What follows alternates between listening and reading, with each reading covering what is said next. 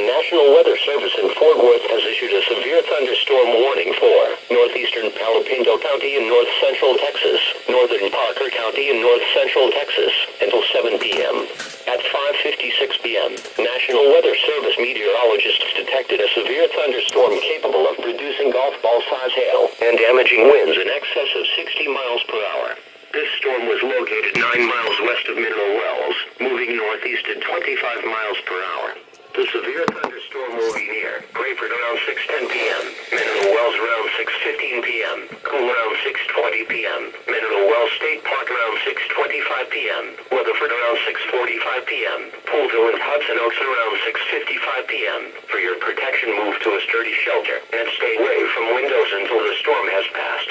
If you are caught outside, seek shelter in a strong building and stay inside, away from windows until the storm has passed.